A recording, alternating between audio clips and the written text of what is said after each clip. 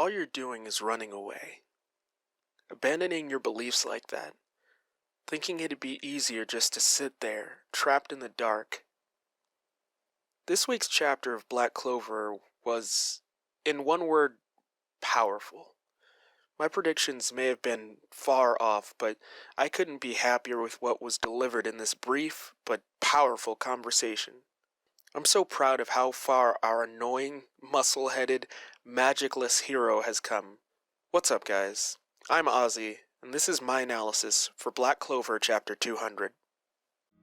First off, I'd like to start by saying congratulations to Tabata on making it to his 200th chapter of Black Clover, as well as his 20th manga volume.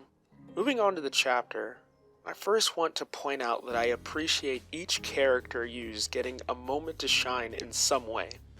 I love the management of panels where not a single moment was wasted in building the narrative of bridging the gap between elves and humans. Beginning with Raya and Mimosa, we get a bit of development on both sides, wherein we see the fruition of who they were steadily becoming. With Mimosa, she fully adapts the ideals of Asta to her own life, and goes so far as to proclaim that her duty is to heal and to help, a shining example of the definition of Magic Knight that Asta desires to see realized, and the world Asta hopes to create as Magic Emperor. While on Raya's side of things, a royal of all people is furthering the narrative that Lick desired. With her appearance echoing that of Tetia's, it nearly crushes the illusion he's been upholding of the us versus them mentality. That's why I didn't want to get involved in this. This feeling never changes no matter what the era. I love this panel.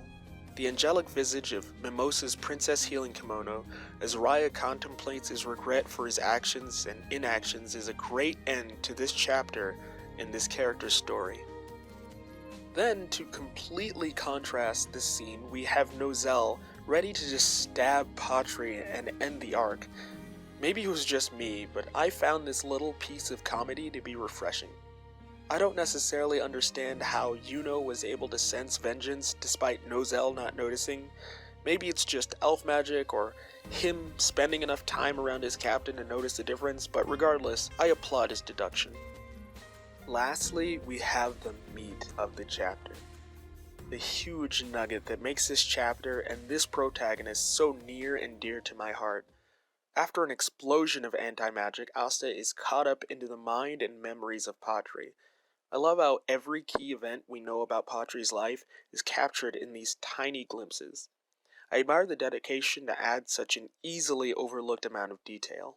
As we reach the end of this emotional recap, I want to draw attention to two details that completely change the way this conversation is read. Chapter 200 is all about the recovery of Captain Vengeance and Patri, but I argue confidently that this conversation that occurs along the back end of this chapter has nothing to do with that. As we watch this initial panel, we can see an immense dread overcoming Asta's face. As we reach the end of the page, there's a new emotion emerging upon the corners of that very same face. Fury. This is not the Asta we have come to expect. Upon further inspection, pulsing veins amidst a tensed and anxious face reveal a battle being waged within. Looks like we're kindred spirits, still just kids on the inside. Here, I believe Asta is admitting to the same craving for justice that Patri has so foolishly sought. Asta has the means and the justification to exact his revenge right now. You've been deceived, and couldn't protect what was important to you, and lost sight of the light you believed in. I can tell your emotions are all over the place.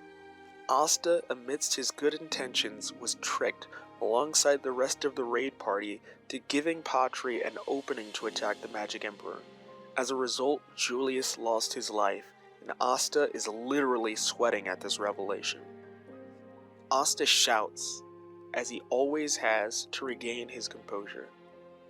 All you're doing is running away, abandoning your beliefs like that, thinking it'd be easier to just sit there, trapped in the dark. Asta's goal isn't simply to be the Magic Emperor.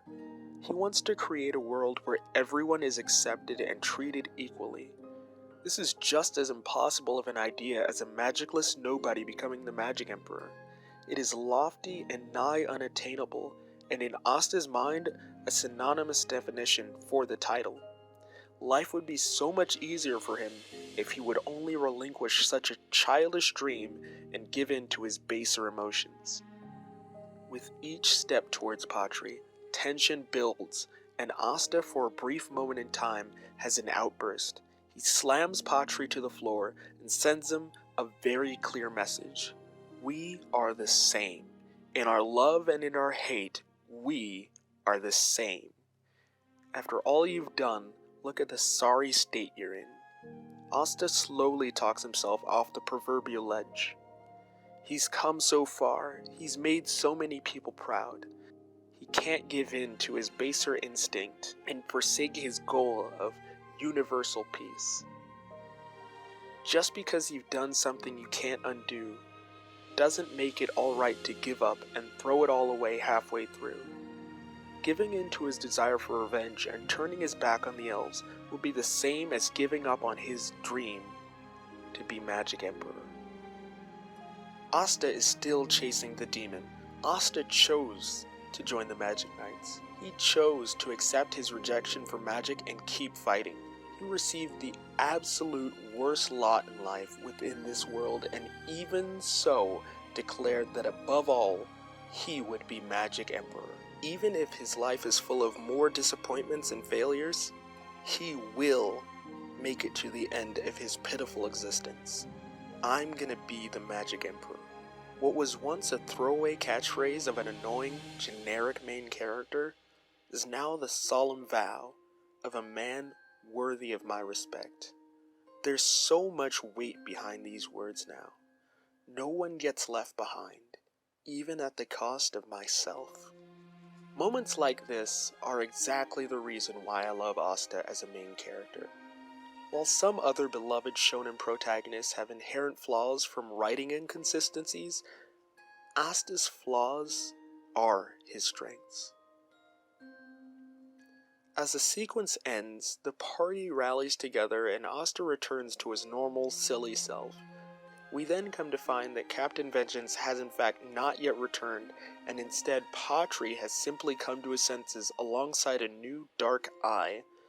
My guess would be a power boost similar to his Dark Elf version, or perhaps even Asta's Black Mode? At this point, I'm not sure what raids and Valtos can do to contribute, but it looks like for the most part, we'll be moving into our confrontation with this demon. I'm hoping we'll learn more about what he's hoping to accomplish next chapter. This has been a very powerful and motivating chapter of Black Clover. Despite my mispredictions of last week, I'm glad that Tabata instead decided to remind us why we're rooting for Asta to see his dreams fulfilled. I'm motivated by his words to press on and see my impossible dreams fulfilled, and I hope that within whatever it is that you're going through or struggling to accomplish, Asta's words resound with you and give you that push you need to shake off your doubt and keep going. We've got this. Until next chapter, Seal Seal.